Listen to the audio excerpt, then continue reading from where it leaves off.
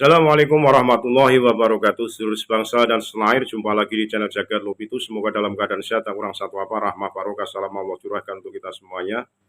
Terbaru dari Kiai Haji Marzuki Mustamar, hadir di tengah-tengah masyarakat ini terkait dengan pemahaman pentingnya sebuah silsilah atau nasab. Siapapun harus dan wajib mengetahui nasabnya, karena ada beberapa faktor genetika yang nantinya bisa sebagai acuan manakala mereka berumah tangga. Dari keturunan siapa, jangan sampai nanti ada perkawinan atau pernikahan sedarah. Dan jangan sampai nanti dari pernikahan yang justru tidak diketahui nasabnya itu akan timbul permasalahan terkait dengan keturunan. Ini penekanan Kiai Haji Marzuki Mustamar, dan maraknya saat ini banyak sekali yang memalsukan nasab. Nah ini Kiai Haji sudah masuk ke ranah bab pemalsuan nasab.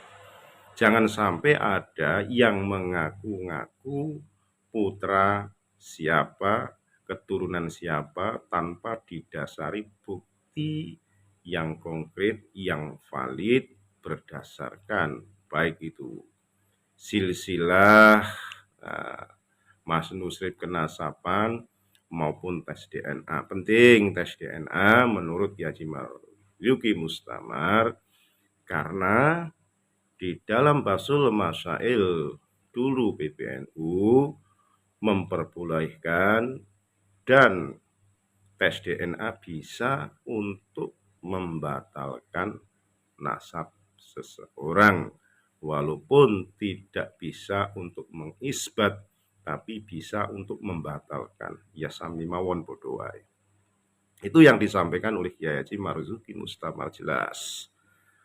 Beliau juga menyampaikan ada ulama yang sering berbohong, dan itu tidak boleh dipercaya dan diikuti, karena dulu ada perawi hadis pun membohongi kuda jaran, itu hadisnya sudah dianggap palsu.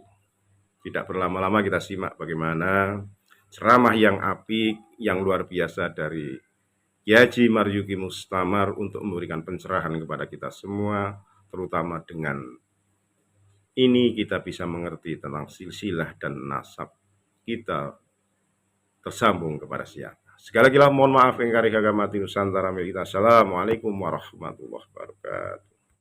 Mengerti nasab itu jadi penting. Yang kedua, kita dianjurkan kalau mau nikah, mau besanan, itu mados tiang sing dari keturunan orang baik-baik. Jadi salah kalau orang mengatakan nggak perlu mengerti nasab, itu salah. Saya kepengen besanan karo iki apa karo iki, secara zahir gandengnya podo, secara zahir soleh podo, secara zahir akhlaknya podo. Maka untuk menjatuhkan pilihan, saya harus memilih yang mana yang itu ternyata wong tuane soleh ngalim, bae soleh ngalim, mbah yute soleh ngalim, pacanggae ya soleh ya alim. Perlu para rawuh mengerti nasab, karena Nabi memang perintah takhayyaru linutafikum al-akfa fa innal irqa dassas. Nek zaman arep rabi kudu milih wong sing nasabe apik, ufu. Kenapa karo kudu milih? Sebab yang namanya faktor gen itu dasas. bisa menurun. Di Malang niki wonten konco kiai, tapi nggak ada keturunan, maaf, sing boten 100. Niki ini boten 100. Secara zahir anggene rabi niku boten salah. Secara zahir. Tapi kalau nate tangklet teng konco apa sih? Ternyata niku adik embai bojone. Niku mbiyen ayanen ngene iki. Berarti ditarik ke atas Mbah Yut Mbah Janggai. Pernah ada yang bawa bibit gen ayanen. Nah makanya ngerti nasab itu penting. Paham apa orang? Ojo melok-melok pendapat. Gak usah bahas nasab, gak penting, ojo mulu. Penting. Nabi dawuh podo belajar nasab supaya sampean gak salah dalam bersilaturahim. Ngerti Pak Lek, ngerti Pak D, ngerti satu galanya. Ta'allamu min ansabikum ma tasilu nabihi arhamakum. Saman kudu ngerti nasabmu supaya saman iso bener dalam bersilaturahim. Ngerti unggah-ungguh gak salah. Lalu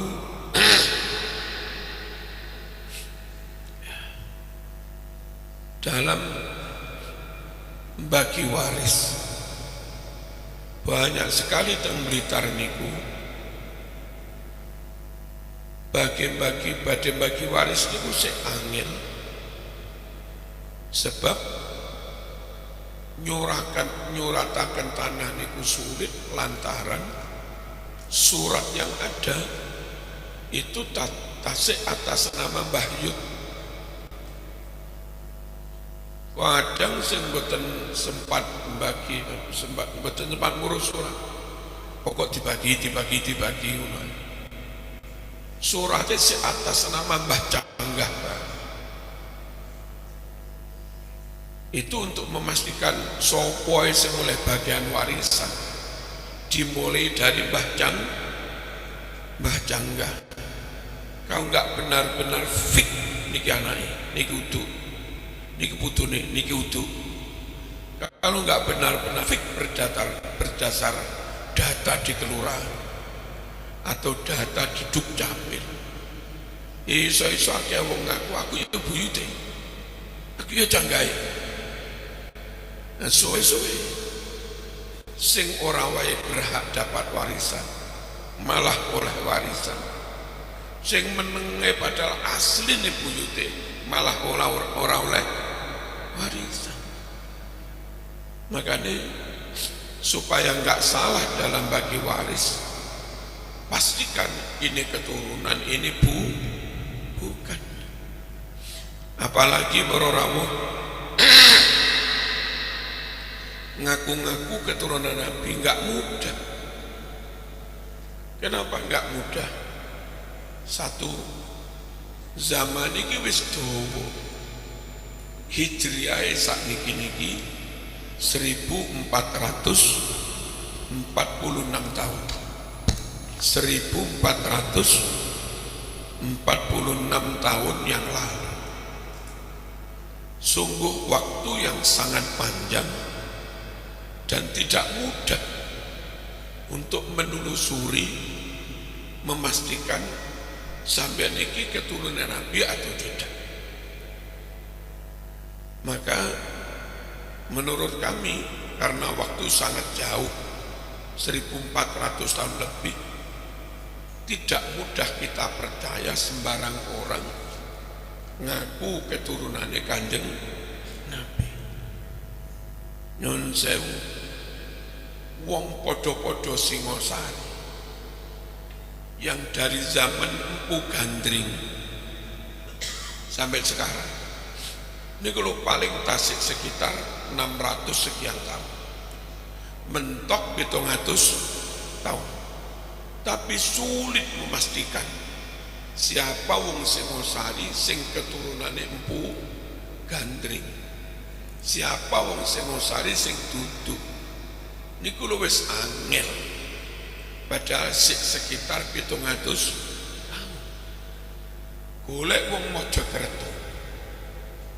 Mana yang asli keturunan Patih Gajah Mada, mana yang bukan.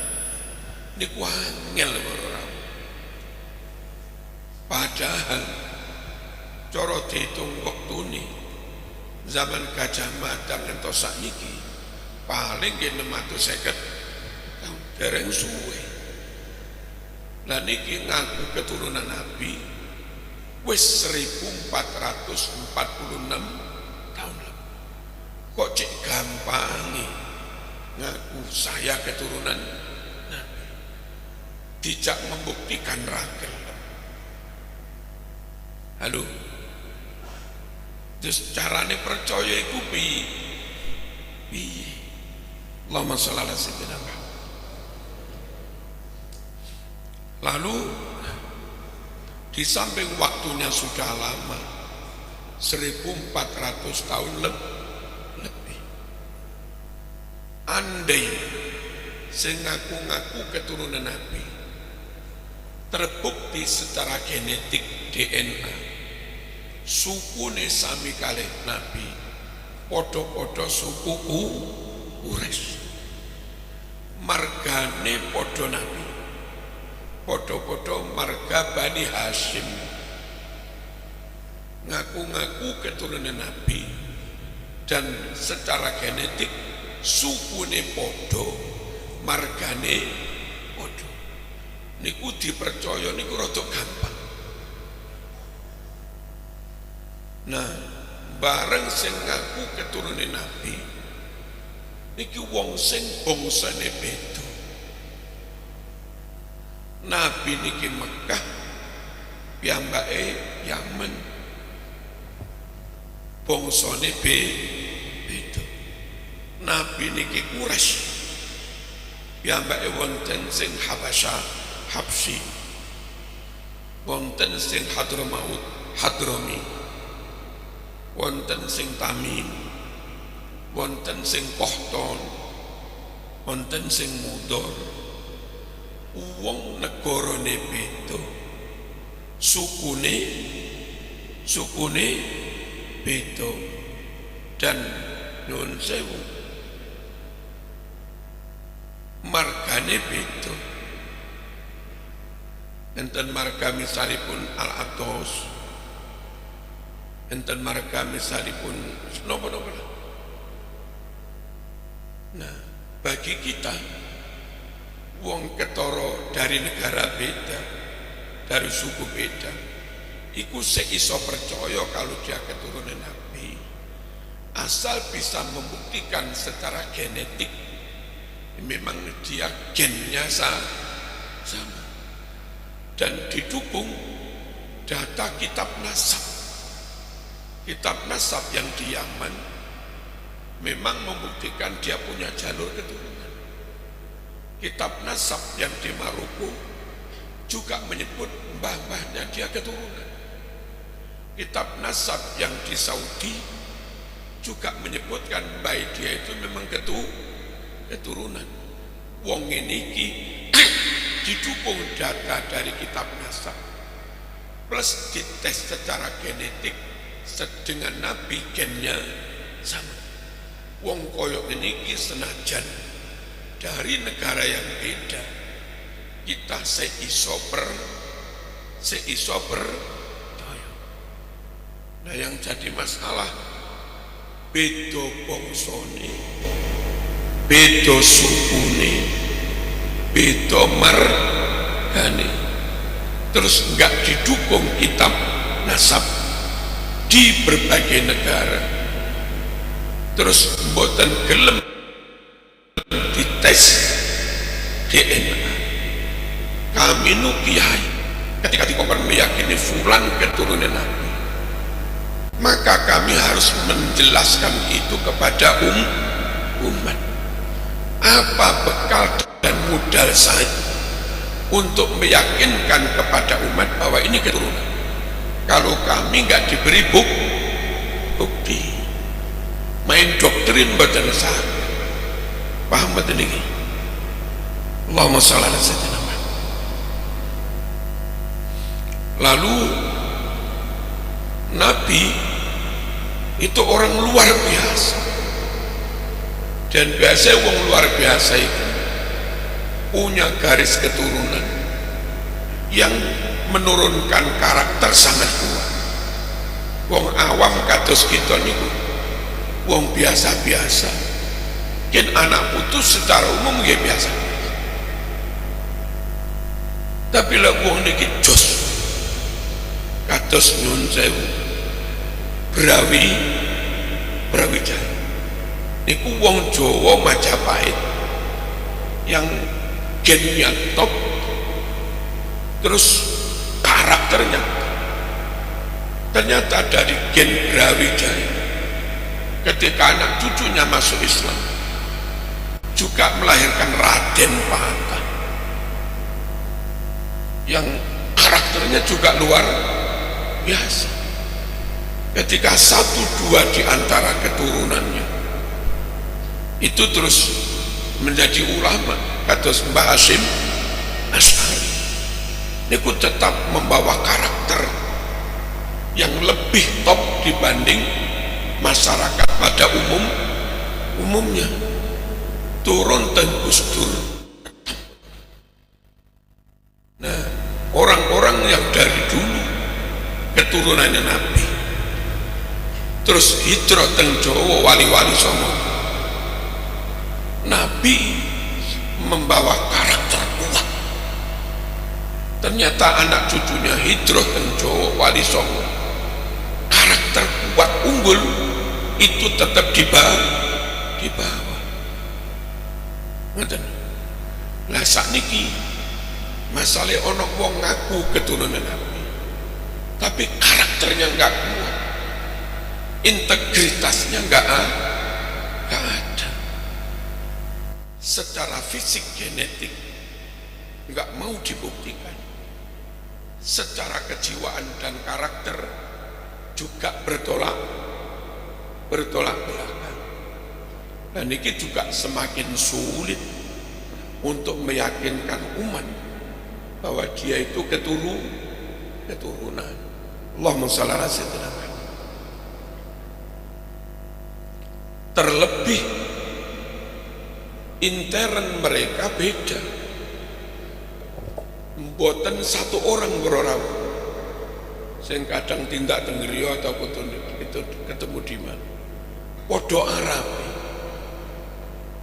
niku dawuh teng kula, Yai rasa percaya karo kuwi sebagai keturunan sing dawuh lho ya bolo kono napa kok oleh percaya itu famili saya.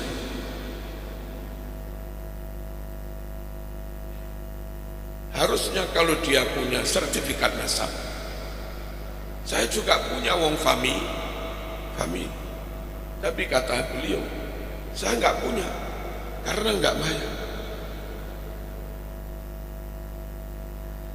Nah, andai ucapan orang ini benar, ternyata satu dua orang pegang sertifikat itu karena bayar. Apa sertifikat itu masih valid? Apa sertifikat itu akurat? Kalau seperti itu misalnya benar. Lalu kira-kira 3 minggu yang lalu kula ngaos teng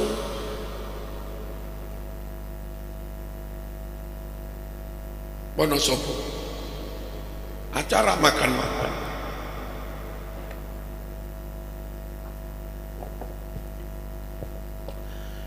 Terus wonten tamu saking Kendal ngundang pengajian di tempat makan Wonosobo. Piyambake alumni Lirboyo adik kelasnya Gus Reza. Piyambak niku Jawa wae, Jawa wae. Bapake nggih Kiai Jawa. Terus wonten tiyang Arab ngeten niku ziarah ke makam bapake. Terus ngelem, wah bapakmu luar biasa. Ini keturunan Rasulullah. Mbu tenanan ora tapi moro-moro ngomong ngono. Kalau sampean mau sing alumni Reboyo ditawani. Kalau sampean mau tak uruskan sertifikatnya. Tapi ada biaya. Pertama 10 juta. Setelah itu nanti kalau sudah oke, ada biaya lagi sekitar 25 juta. Kalau kula niki mboten percaya kali tiyang niki mboten iso. Sebab niki kiai alumni lir. Oh iya. Sulit rasanya kalau saya nuduh dia ngapusi. Misalnya omongan niki benar. Ternyata kadang sertifikat nasab itu diberikan kepada orang sing penting gelem bayar. Dan nek niku diwai sertifikat tenan ya lucu wong nasabe Jawa asli. Paham nih? Kula mboten nuduh sedaya salah. Tapi ada indikasi. Itu diselesaikan dengan tes DNA. Nah, menurut kula mestine ngoten niku. Supaya biar cepat selesai apa bukan konflik sih. Allahumma shalli ala sayyidina Muhammad. Lalu juga sekitar sebulan yang lalu atau belum ada, kula ngaos haul teng haule Kiai Umar Jalil Banyumas niku mursyid thariqah Syadzili meh sami kalih Mbah Malik, sama-sama mursyid thariqah Syadzili niku Jawa murni, termasuk Mbah Malik keturunan keraton Mataraman. Nah, di acara haul Mbah Umar Jalil niku putune Mbah Malik yang juga mursyid thariqah Syadziliyah melok ndugi ngomong teng kula karo rada nesu. Boten nesu teng kula. Nesu kepada tokoh yang ternyata tokoh niku wani ngapusi. Tokoh niku membuat buku silsilah sanad thariqah Syadziliyah, oleh dia dapat sanad dari Mbah Malik, lalu dari atasnya itu malih ono tulisan bin Yahya Yaman. Nah, padahal sak mbambai Mbah Malik Jogja ora enek Arab. Nah, ketika diduga wani nambah-nambahi, wani nguwang-nguwai, wani ngapusi, dalam ilmu hadis wong kok konangan ngapusi pisan wis gak kena dipercaya, hadisnya tertolak semua. Dan oleh ahli hadis, riwayat orang yang tahu ngapusi itu dihukumi hadis palsu.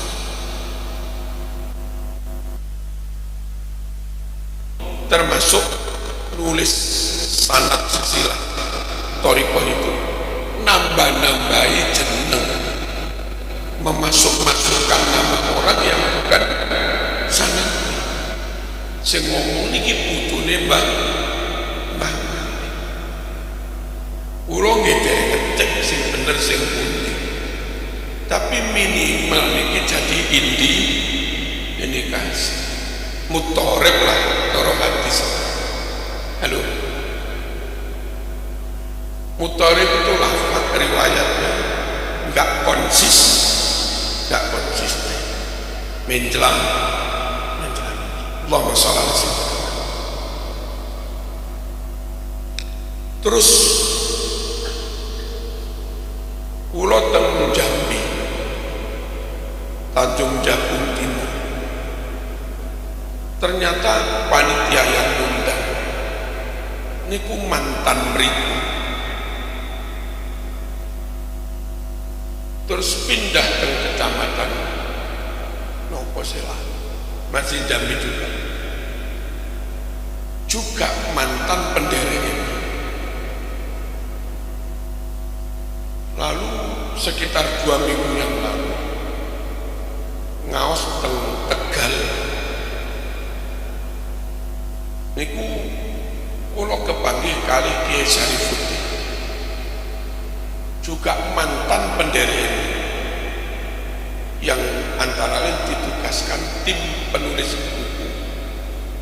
Dia tahu betul bahwa ada beberapa poin di buku itu sengaja dipalsukan, dan kronologi itu seorang-orangnya akhirnya keluar terus cerita tentang.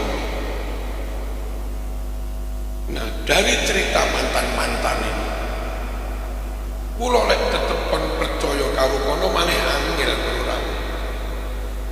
Halo. Wong tibake dadi wong ra patek nek dipercaya. Allahumma sholli ala sayyidina. Saterusipun ada kontradiksi. Wong niku lek tenan keturunan Nabi, mboten oleh diparingi sedekah. Hadise Bukhari. Mboten oleh diparingi zakat. Apalagi meminta, tambah enggak.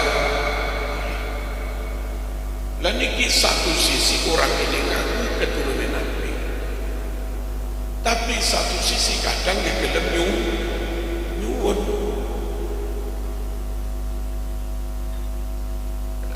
Atas realitas dia gelem terima sedekah, maka saya harus meyakini dia bukan keturunan Nabi. Nek kula yakin dia keturunan Nabi, panggah tak paringi sedekah, ya kula sama.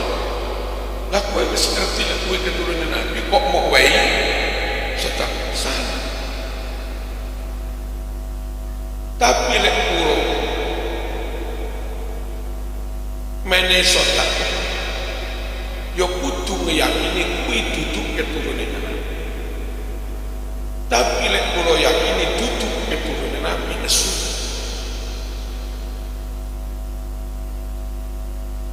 Angel. Lah sing bener kula dadi wong Jawa bodho niku. Sing bener iku yakin kuwi keturunan Nabi, enggak perlu tak wae sedekah.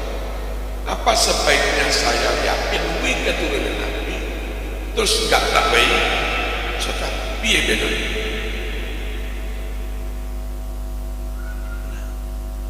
Butuh kepastian itu perlu ngene. Lalu orang itu dengan apa kok merek, masuk merek apa ya, merek brand, dengan brand saya keturunan Nabi. Umat ini malih hormat, yang kadang-kadang hormati umat kepada guru ngaji niku kalah dengan hormatnya umat kepada orang yang diyakini keturunan Kanjeng Nabi.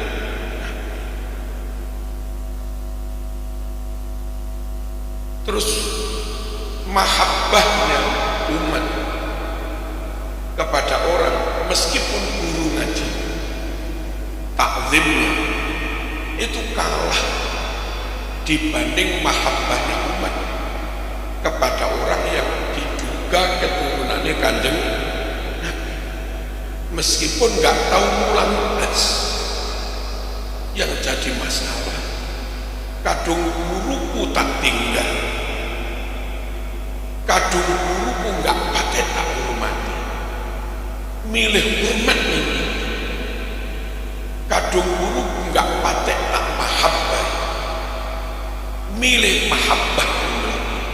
Lah tiba itu duduk lang terus piye? Apa nggak zong jadi? Nah supaya saya dalam memilih taklim bermahabbah kepada ini nggak salah, dan guru saya pun ridho, aku nggak boleh sama nusik nomor, aku nggak boleh sama utama nomor. Nah jan aku guru sebab kui pancen keturunannya. Nah niki kadung ngono kuwi tiba itu. Maka menurut kami biar dalam hal ini enggak keliru, perlu dilakukan kajian secara serius, kajian makhluk, manuskrip, kajian filologi, sampai nyusun manuskrip yang tidak berbahasa Arab, karena beberapa ditulis dengan bahasa Urdu. Harus ada pengkaji manuskrip yang ahli filologi bahasa Urdu. Sebagian ditulis oleh orang non-muslim pakai bahasa Ibrani. Mereka perlu merasa mencatat, sebab Bani Israel itu ingin tahu secara pasti sopoi klan kelompok suku nasab yang masih keturunan Ibrani dan mana yang bukan keturunan Ibrani. Ternyata diam-diam orang Israel itu juga mencatat nasabnya Kanjeng Nabi, naik dari Nabi Ismail. Yo musuhan karo Islam, tapi mereka tetap mencatat wong iki ngono dulure yo. Nah, tirosi kulo harus ada ngumpul mengkaji saksama dengan berbagai keahlian termasuk ahli bahasa Ibrani dan yang lainnya untuk memastikan mana kitab nasab yang benar, mana yang enggak, mana manuskrip yang asli, mana yang tidak. Sampai tirosi kulo perlu tes forensik untuk memastikan buku manuskrip tulisan tangan ini asli atau palsu, clear. Nah, Quran itu mengisyaratkan bahwa Ahlul Bait itu suci, bersih, wa yutahhiruhum tathhir, supaya sampai kapanpun tetap suci bersih, nggak campur-campur keturunan kenano. Maka dari dulu anak putune Nabi itu telaten lahir cacat, lahir maneh cacat. Mohon yang tidak masuk dalam catatan nggak usah gawe catatan dewe. Banget betul. Nek kabeh wong dibebaskan aku, dibebaskan gawe catatan dewe versi dewe, hasilnya keturunan Nabi malah campur. Padahal Quran punya semangat wa yutahhiruhum tathhir. Allah ingin mensucikan kamu semua, wahai ahlul bait, wahai keluarga ini Kanjeng. Orang yang gak setuju dilakukan kajian, orang itu berarti ridho ahlul bait itu gak bersih, campur-campur. Cara kula mboten ridho anak putune Nabi dicampur-campur, kacau. Untuk memastikan nggak kacau, nggak campur-campur, mesti dilakukan kajian dong. Turun dong ini. dereng paham.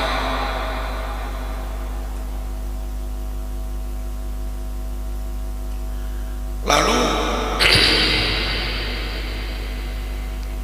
kitab tiba sing diwaca itu juga mengisyaratkan keturunan Nabi itu harus clear. Wa ilas sibtaini nantasibu nasabam ma fihi mittakhad. Wa ilas sibtaini, kami anak cucu Nabi bernasab kepada dua cucu. Kami anak cucu Nabi hanya bernasab pada dua cucu, Imam Hasan, Imam Husain. Yang bukan keturunan Hasan Husain gak usah ngaku-ngaku keturunan Kanjeng. Nasabam ma fihi minta, sungguh nasab murni, ma fihi ora ono di dalam nasab murni. Apa sing ora minta khonin tukhon remeng-remeng belum alias padam tenang clear. Lah saiki bareng akeh wong gampang ngaku keturunan, sertifikat nasab pun ditulis maaf juga beberapa ceritanya koyo ngoten. Jadi remeng-remeng. Maka untuk mengembalikan mafi minta keturunan Nabi harus clear, bersih, padang tenang, butuh dilakukan kajian.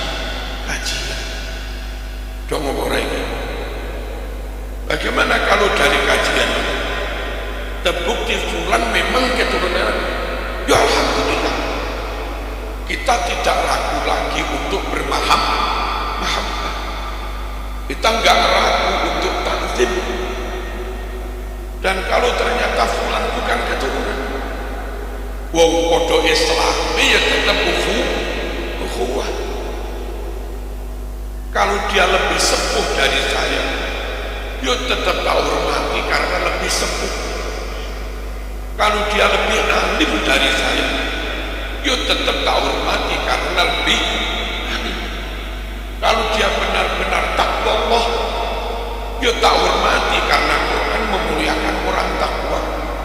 Inna akramakum indallahi